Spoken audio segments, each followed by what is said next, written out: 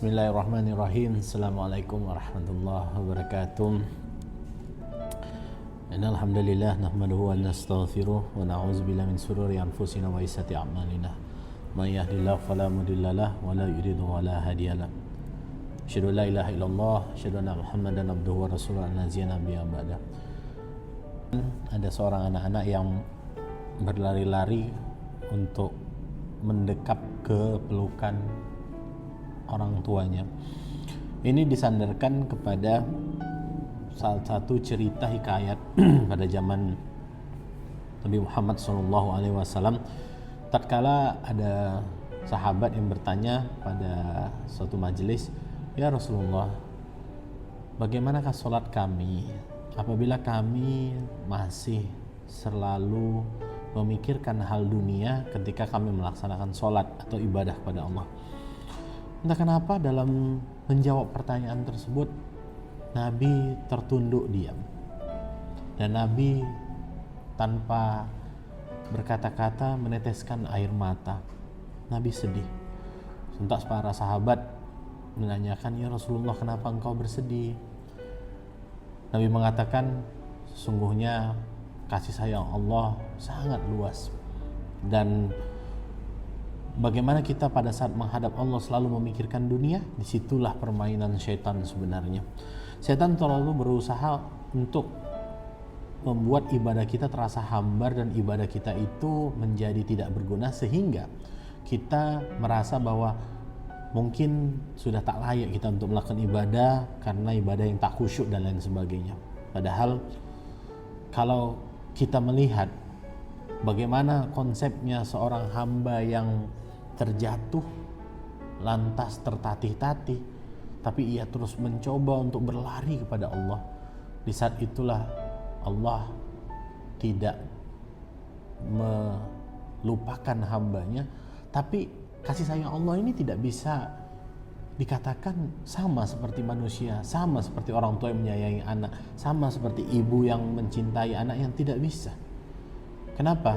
Allah katakan dalam firman-Nya, "Laisa kamitslihi syai'un." Allah itu tidak bisa disamakan dan dicocokkan dengan perumpamaan apapun gitu.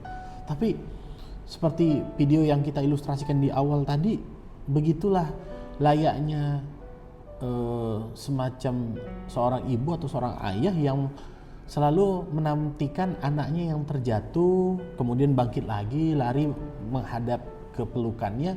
Begitulah Allah yang tersenyum melihat kita yang mungkin tergoda dengan urusan dunia, masuk dalam gulatan godaan syaitan, atau malah ikut dalam aroma-aroma syahwat.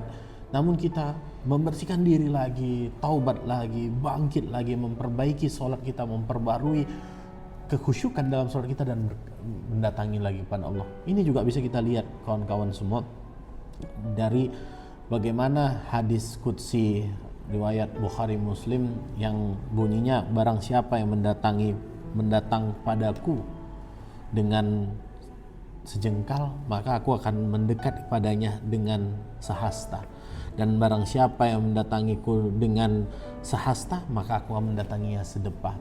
Dan barang siapa yang mendatangiku dengan berjalan, maka aku akan berlari mendatanginya." Sungguh kasih sayang Allah ini tidak pernah bisa kita buatkan dalam segi narasi kata-kata, dan yang bisa kita nyatakan adalah bagaimana kita hari per hari memperbarui tentang takarub ilallah, yaitu mendekatkan diri kepada Allah. Dan yang paling penting, ikhwafillah, sahabat dari Abi An, jangan lupa sesibuk apapun Anda, jangan sampai Anda melupakan sholat, terutama yang di awal waktu. Kenapa? Karena kata Rasulullah ketika ditanya apa ibadah yang paling utama, as-sholatu minal waqtihah. Sholat itu di awal waktu dan pada waktunya. Jadi dunia ini biarin aja lewat, karena nantinya ketika engkau ngejar akhirat, dunia akan datang kepada kita dalam keadaan hina. Mari sama-sama kawan-kawan, yuk kita kuat perbarui sholat kita. Kita lihat apa nanti hadiah-hadiah Allah, sehingga kesimpulan kita terakhir bukan jatuh cinta pada Allah, karena jatuh pasti sakit. tapi mencintai Allah dengan terus mencintai tanpa henti. Dan ketika kita mencintai Allah tanpa henti, maka gak tahu kita nikmat apa yang lebih daripada itu kita rasakan. Namun yang paling bisa kita rasakan adalah nikmat sakinah yang ada di hati kita. Sakinah itu artinya ketenangan yang kita dapatkan. Mudah-mudahan insyaallah dari terus kita memperbarui sholat, dengan terus kita merefleksikan bagaimana sholat di awal waktu dan terutama di masjid, di rumah-rumah Allah, maka di situ kita bisa merasakan bagaimana nikmatnya kita mendekatkan diri terus menerus pada Allah. Demikian, mudah-mudahan kita bisa bertemu lagi di cerita-cerita Abian berikutnya. Tetap semangat, tetap berdakwah, tetap bermanfaat bagi seluruh manusia-manusia lain, karena itu yang paling dapat memberikan ataupun mendapatkan senyum dari Allah Subhanahu wa taala. Demikian, billahi taufiq wal hidayah. Assalamualaikum warahmatullahi wabarakatuh. Barakallahu fiik.